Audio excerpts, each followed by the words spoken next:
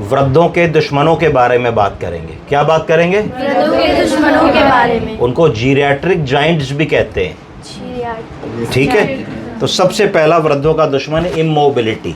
जब हमने ये समझ लिया कि अब हमें चलना फिरना नहीं है, हमें बिस्तर पे ही रहना है, हमें घर के बाहर नहीं निकलना है, हमें सैर करने नहीं जाना है, हमें अपने आप को हमने कन्फाइंड कर लिया रूम और टॉयलेट और बेडरूम और डाइनिंग रूम पे, तो उसको कहा जाता है इमोबिलिटी। क्या कहते हैं? इमोबिलिटी। कि हमने ये मान लिया कि अब हम वृद्ध हो गए हैं और वृद्धावस्था के कारण इमोबाइल हो गए हैं, अब हमारा चलना फिरना ठीक नहीं है।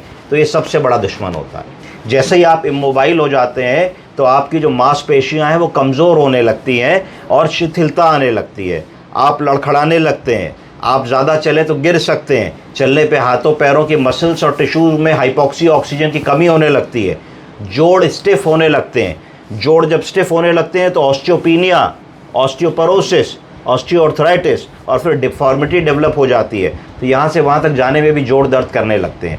तो वृद्धों का पहला दुश्मन है, बोलिए क्या? इमोबिलिटी। इमोबिलिटी। जब हमने ये मान लिया कि अब हम चलेंगे फिरेंगे नहीं, बिस्तर पे ही खाना दे दो, बिस्तर पे ही पॉटी करा दो, बिस्तर पे ही शेव कर दो, बिस्तर पे ही टीवी चला दो, तो वो हमारा डाउनफॉल वहाँ से शुरू है। तो हमें हर वृद्ध को ये कहना है कि बाबूजी, माताजी, कीप वॉकिंग, कीप गोइंग, जितना हो सके करते रहिए, हार मत मानिए, रुकिए मत, कीप गोइंग। तो पहला हमारा वृद्धों का दुश्मन हो गया इमोबिलिटी। ठीक है, दूसरा क्या है? दूसरा है इंस्टेबिलिटी। क्या है? इंस्टेबिलिटी। वृद्धावस्था में शरीर में बहुत सारे चेंजेस होते हैं, morphological changes, physiological changes, neurological changes, जिसके कारण हमारा शरीर थोड़ा शिथिल होने लगता है और अनस्टेबल होने लगता है। आपने देखा होगा, यंग बच्चा होता है 7, 8, 9 साल का, उसको कहीं भी चढ़ा दीजिए, तर तर तर तर तर तर ऐसे चढ़ जाता है, लग रहा है खरगोश। अगर वहीं एक 30-35 साल का एक मिडिल एज आदमी या औरत को चढ़ाइए तो उसको थोड़ा सा संभालना पड़ता है कि गिर ना पड़े। और अगर वही काम एक 70 साल के व्यक्ति से कह दिया जाए तो वो नहीं चढ़ पाते हैं। अगर वो चढ़ने की भी कोशिश करते हैं तो गिरने का बहुत डर होता है। हो सकता है कि वो लोग उस समय तक आते आते छड़ी पे आ गए हों, वॉकर पे आ गए हों। तो इंस्टेबिलिटी, बॉडी पे कंट्रोल ना होना, कि एकदम से हम चलते जा रहे हैं, एकदम से गड्ढा आ गया तो पैर हमारा डगमगा जाएगा, हम गिर पड़ेंगे, एकदम से जा रहे हैं, किसी ने आवाज़ दी, एकदम से घूमेंगे तो इंस्टेबिलिटी हो जाएगी, नहीं कर पाएंगे। रात में बाथरूम के लिए उठे, नहीं समझ पाए, पैर किसी चीज़ में कारपेट पे या चप्पल पे लड़ा तो नहीं समझ पाए, गिर जाएंगे। तो दूसरा हमारा जो दुश्मन है वो इंस्टेबिलिटी। तो इंस्टेबिलिटी है कि नहीं, ये पता करने के लिए एक साधारण सा टेस्ट होता है, इसको गो गेट अप टेस्ट कहते हैं, जिसकी मैं अगली बार क्लास लूँगा आपकी, गो गेट अप टेस्ट। तो अगर हम गो गेट अप टेस्ट को 2 मिनट में बता सकते हैं कि हमारे वृद्धजन में इंस्टेबिलिटी है कि नहीं।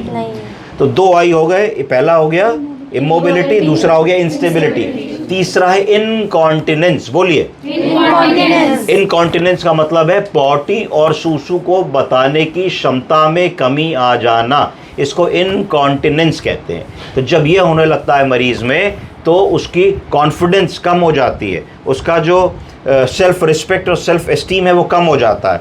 आप इस बात की कल्पना कीजिए कि हम लोग कहीं घूमने जाएं, पिकनिक में जाएं, पार्टी पे जाएं, सिनेमा देखने जाएं, किसी की रिश्तेदारी में जाएं और हमको ये कंट्रोल ना हो कि भाई अगर सूसू पॉटी आएगी तो हम रोक नहीं पाएंगे, तो हमारे मन पे क्या बीतेगी? क्या हमारा वहाँ मन लगेगा? तो उस स्थिति को देखिए कि वृद्धावस्था में एक स्थिति ऐसी आ जाती है जब आदमी को बार बार पेशाब जाना पड़ता है। 3 लक्षण आ जाते हैं, बोलिए अर्जेंसी, फ्रीक्वेंसी, इनकॉन्टिनेंस। अर्जेंसी का मतलब अर्ज हुई तो जाना ही जाना है, नहीं जाएंगे तो निकल जाएगी। फ्रीक्वेंसी मतलब बार बार जाना, हो सकता है रात में आदमी कहे साहब 5 बार उठते हैं, तो भैया 8 घंटे की नींद में अगर 5 बार उठोगे तो सोगे कब? तीसरा इनकॉन्टिनेंस, कि जरा सा खांसे, छीके, झुके, पेशाब की थैली पे दबाव पड़ा तो थोड़ा सा पेशाब निकल गया। तो ये बुजुर्गों का तीसरा सबसे बड़ा दुश्मन होता है। तो 3 कौन कौन से हो गए? Immobility, instability, incontinence. अगला आइए इम्पेयर्ड मेमोरी। क्या हो गया? Impaired memory. जैसे जैसे उम्र बढ़ती है ब्रेन के न्यूरॉन्स में कमी आने लगती है, ब्रेन के सेल्स वीक होने लगते हैं और एजिंग के कारण बहुत सारे लोगों में याददाश्त में कमी आने लगती है। वो आप उनके पास जाओगे तो दादी बाबा बोलेंगे अच्छा बेटे आ गए और कहाँ हो आजकल, क्या कर रहे हो?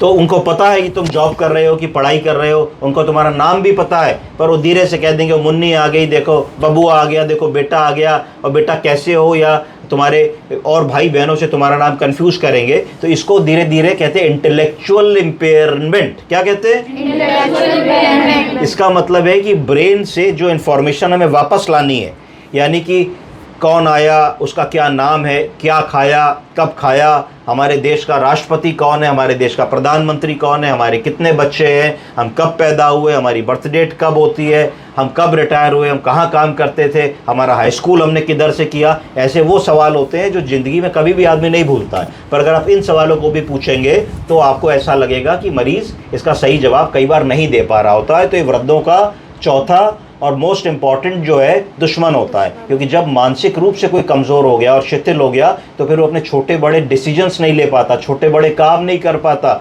मोबाइल रिचार्ज नहीं करा पाता, बैंक से पैसा नहीं निकलवा पाता, पेंशन लेने नहीं जा पाता, डॉक्टर के पास नहीं जा पाता है, सोशलाइज नहीं कर पाता है, घर में बंद होकर के रह जाता है। तो ये ध्यान रखना है। इसके लिए MMS होता है, मिनी मेंटल स्कोर। बड़ा आसान है, दिखाओ बाबू जी ये क्या है, पेन है, ये क्या है, चश्मा है, ये क्या है, घड़ी है, और 2-4 मिनट बाद किसी और बातों में लगाओ, फिर पूछो आपको 3 चीज़ें दिखाई, बता दीजिए। अगर सब ठीक बता रहे तो MMS कहते हैं, मिनी मेंटल स्कोरिंग। तो उससे आप इवेलुएट कर सकते हैं उनकी याददाश्त की क्या स्थिति है। तो मोटा मोटा ये 4-5 चीज़ें आपको जो जीरैट्रिक जॉइंट्स या वृद्धों के दुश्मन है, इन पे आपको काम करना है, और गो गेट अप टेस्ट में अगली क्लास में बताऊंगा। Thank you. Thank you, sir.